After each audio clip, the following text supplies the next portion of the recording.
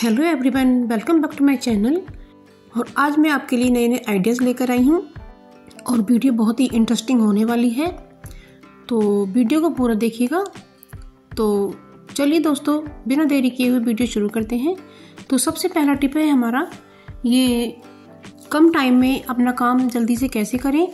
तो जब हम आटा मांडते हैं तो उसमें हमें काफ़ी वक्त लग जाता है, और हमें जब कहीं जाना होता है तो हम बिना आटा मांडे ढेरों रोटियां बना सकते हैं। तो हमने आटे को घोल लिया है। अब ये आप पर डिपेंड करता है कि आप इसमें नमक डालें या चीनी। तो बस तवे पर हमने ऑयल लगा लिया है, और इस तरह से हम जल्दी से अपनी बिना आटा मांडे और बिना बेले इस तरह से हम जल्दी से अपनी रोटी बना पाएंगे और हम अपने समय की बचत कर पाएंगे। तो ये बहुत ही अच्छी टिप है। जब आपको कहीं जल्दी जाना हो और देर हो रही हो तो आप इस तरह से अपनी रोटियां बना सकते हैं और आपका नाश्ता बहुत जल्दी तैयार हो जाता है। तो आप ये ट्रिक ज़रूर से फॉलो कीजिएगा। तो मैंने इसको स्पून की मदद से फैला दिया है और इस पर हमने थोड़ा सा ऑयल छिड़क दिया है। तो बस इस तरीके से अब हम इसे कलछी से छुटा लेते हैं। तो बस इस तरीके से हमारी रोटी जल्दी से तैयार हो जाएगी। तो आप मेरे चैनल पर नए हैं तो मेरे चैनल को सब्सक्राइब कीजिएगा और मेरी वीडियो को लाइक, शेयर और कमेंट कीजिएगा। तो दोस्तों, ये हमारी रोटी बनकर के तैयार है। ये बहुत ही अच्छी रोटी बनी है और हमारा घंटों का काम मिनटों में हो जाता है। तो अब हम दूसरी रोटी बनाएंगे। तो इस तरह से हम अपना समय की बचत कर पाएंगे और अपना घंटों का काम मिनटों में कर पाएंगे। तो इस तरह से आप जल्दी में ये काम कर सकती हैं और इस तरीके से आप रोटियां बना सकती हैं। तो दोस्तों, आप मेरी जो भी वीडियो देख रहे हैं मुझे कमेंट करके ज़रूर बताएं कि आप दुनिया के किस कोने से देख रहे हैं। तो उम्मीद करती हूँ ये ट्रिक भी आपको ज़रूर से पसंद आई होगी। तो है ना, कितनी इंटरेस्टिंग टिप है। तो आप अपने समय की बचत कर सकती हैं और अपना काम जल्दी से कर सकती हैं और आप अपना नाश्ता जल्दी से बना सकती हैं। तो अब दूसरी टिप आती है हमारी। तो ये जो हमारे घर में चमचे पलटे वगैरह सब होते हैं और हम इन्हें किचन में काम करते हैं, तो जो गलतियां हम शुरू से कर रहे हैं आज हम उन गलतियों को सुधारेंगे। तो और अपना हाथ हम बिल्कुल भी नहीं जलाएंगे। तो जब हम क्या करते हैं, किचन में किसी और काम में लग जाते हैं और अपनी पौनिया हो या कलछी कढ़ाई में या सब्जी में डाल देते हैं, तो वो हमारी क्या होती है, गर्म हो जाती है और हम उसे अचानक से छू लेते हैं और हमारा हाथ जल जाता है।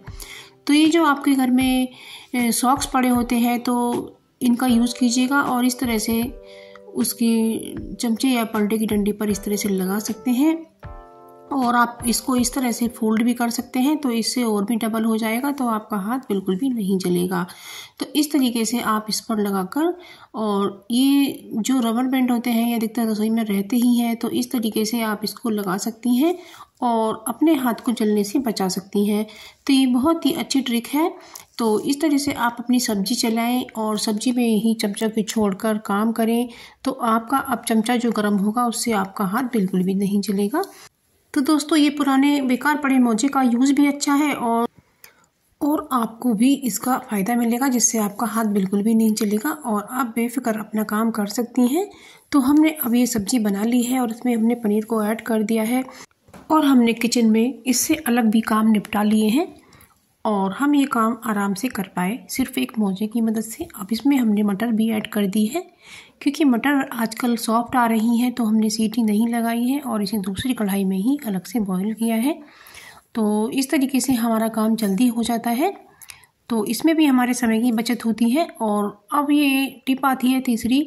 तो इसमें हमने जो कुकर में सब्ज़ी बनाई है, तो हमारा कुकर थोड़ा गर्म है।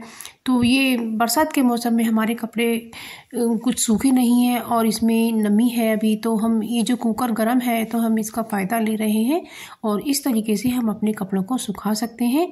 तो इस तरीके से फ्रेंड्स, आप अपने जो घर में छोटे मोटे कपड़े होते हैं जिनमें नमी रह जाती है, तो आप इस तरीके से उनकी नमी निकाल सकती हैं और बड़े ही आराम से उन्हें सुखा सकती हैं। तो कुकर को ठंडा ना होने दें, इस तरह से उस गर्म कुकर का भी फ़ायदा लें।